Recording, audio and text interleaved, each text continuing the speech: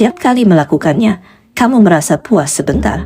Tapi setelah itu tubuhmu lemah, pikiranmu kosong, dan hatimu dipenuhi rasa bersalah. Ada satu kebiasaan yang lebih berbahaya daripada yang kamu kira. Sesuatu yang diam-diam mencuri energimu, meruntuhkan kepercayaan dirimu, dan menjauhkanmu dari kesuksesan yang seharusnya bisa kamu capai. Setiap kali melakukannya, kamu merasa puas sebentar. Tapi setelah itu tubuhmu lemah, pikiranmu kosong, dan hatimu dipenuhi rasa bersalah. Seakan ada sesuatu yang terbuang dari dalam dirimu, sesuatu yang tidak bisa kembali lagi. Orang-orang di sekitarmu bilang ini normal. Mereka berkata, semua orang juga melakukannya. Tapi pikirkan, jika itu benar, mengapa begitu banyak pria hari ini merasa kehilangan fokus? Mengapa generasi pria semakin lemah, malas, dan kehilangan arah hidupnya? Inilah rahasia yang jarang diungkap. Kebiasaan ini bukan sekadar pelampiasan. Ini adalah jebakan dopamin yang membuat otakmu terbiasa dengan hadiah instan, hingga kamu lupa mengejar pencapaian nyata. Dan para Stoik ribuan tahun lalu sudah memperingatkan, pria yang diperbudak nafsu tidak akan pernah menjadi benar-benar bebas. Mari kita jujur, banyak pria menganggap kebiasaan ini hanya hal biasa. Mereka berkata itu wajar, itu normal, bahkan sehat. Mereka meyakinkan diri bahwa tidak ada dampak serius. Tapi apakah benar begitu? Coba pikirkan, berapa jam yang sudah hilang dari hidupmu? Jam yang seharusnya bisa kamu gunakan untuk belajar skill baru, membaca buku finansial, melatih tubuh, atau membangun bisnis kecil yang bisa menambah income. Semua itu terkikis hanya karena kamu memilih kepuasan yang bertahan beberapa menit, lalu meninggalkan rasa hampa berjam-jam. Dunia modern membuat jebakan ini semakin dalam. Dengan smartphone di tangan, kamu bisa mengakses stimulus tanpa batas. Gambar, video, imajinasi yang memancing dopamin instan. Semakin sering kamu menyerah, semakin besar kuasa kebiasaan ini atas otakmu. Kamu pikir kamu yang mengendalikan, padahal sebenarnya kamulah yang dikendalikan. Dan disinilah letak masalah yang lebih besar. Bukan hanya energimu yang hilang, tapi fokus, disiplin, bahkan peluang finansial ikut lenyap. Kamu merasa sibuk, padahal tidak produktif. Kamu merasa puas, padahal tidak ada pencapaian nyata. Sementara itu, orang lain yang mampu menguasai dirinya, maju lebih cepat, menguasai skill, membangun aset, menambah penghasilan, dan membentuk masa depan yang lebih kokoh. Inilah kenapa Stoicism masih relevan hari ini. Filsafat kuno ini bukan hanya bicara soal moralitas, tapi soal kendali diri. Para Stoik percaya, seorang pria yang bisa menguasai dirinya, bisa menguasai hidupnya. Dan dalam dunia modern, itu berarti dia bisa menguasai waktunya, produktivitasnya, bahkan kekayaannya. Masalah terbesar dari kebiasaan ini bukan hanya rasa bersalah. Ia mencuri 3 aset paling berharga yang dimiliki seorang pria: energi, fokus, dan waktu produktif. Setiap kali kamu menyerah pada dorongan itu, kamu kehilangan tenaga yang seharusnya bisa digunakan untuk belajar, berlatih, atau bekerja. Kamu kehilangan fokus yang seharusnya dipakai untuk merancang masa depan. Dan yang paling fatal, kamu kehilangan waktu, aset yang tidak bisa dibeli kembali dengan apapun. Ilmu sains modern menjelaskannya dengan gamblang. Setiap kali kamu melakukannya, otakmu banjir dengan dopamin, hormon kesenangan. Sekilas terdengar menyenangkan, tapi justru disinilah jebakannya. Dopamin itu membuat otakmu terbiasa mendapat hadiah instan, tanpa usaha, tanpa pencapaian nyata. Lama-lama motivasi untuk mengejar hal-hal penting, belajar skill baru, mengembangkan karier, membangun bisnis, menjadi tumpul. Kamu merasa puas, padahal tidak ada yang benar-benar kamu capai. Jauh sebelum sains modern ada, Seneca, filsuf besar Romawi, pernah berkata, tidak ada pria yang benar-benar bebas bila ia diperbudak tubuhnya. Apa maksudnya?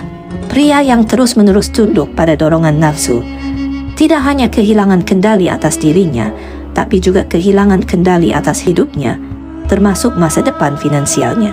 Marcus Aurelius, seorang kaisar yang juga filsuf, menulis bahwa seorang pria harus mampu menundukkan keinginannya bukan diperintah olehnya. Karena semakin sering kamu mengejar kesenangan instan, semakin besar pula kamu menjadi tawanan dari kesenangan itu sendiri. Hasilnya kamu menjauh dari kebahagiaan sejati, bahagia karena pencapaian nyata, bukan karena ilusi dopamin. Epictetus pun menegaskan, tidak ada manusia yang benar-benar bebas kecuali ia mampu menguasai dirinya sendiri.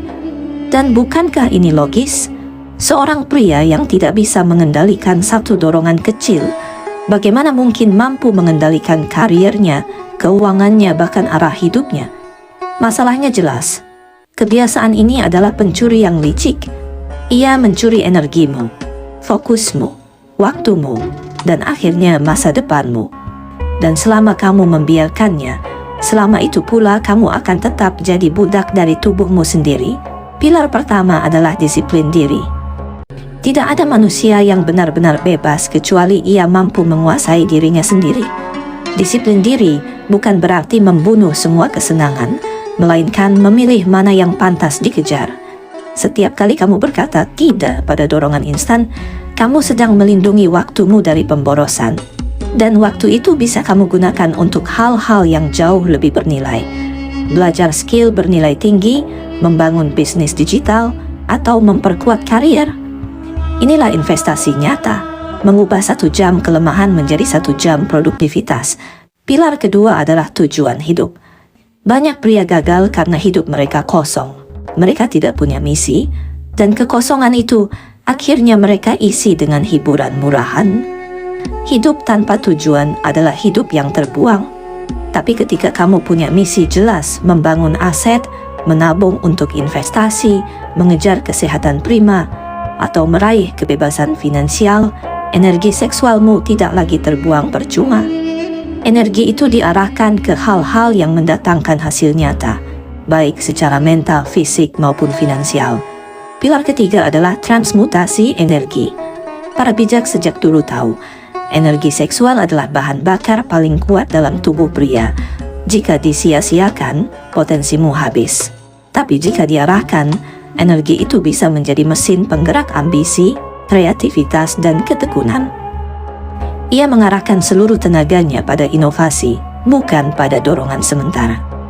Hari ini, prinsip yang sama bisa kamu terapkan. Ubah dorongan itu menjadi tenaga untuk workout, deep work, membangun konten, atau mengembangkan bisnis online.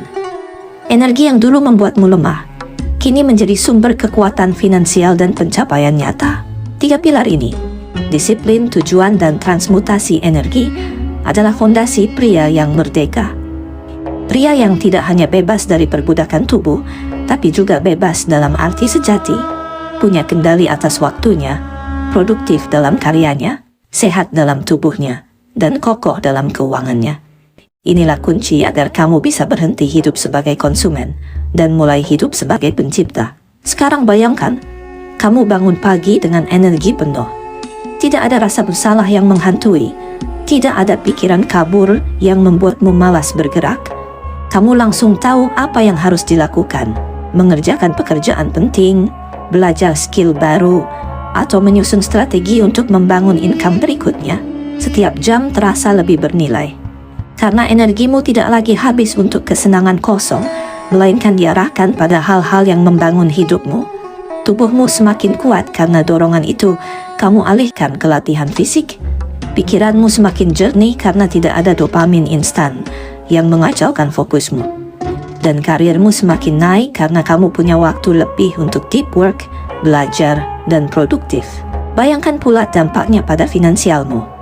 Uang yang dulu habis untuk langganan konten tanpa arti, kini masuk ke tabungan atau investasi.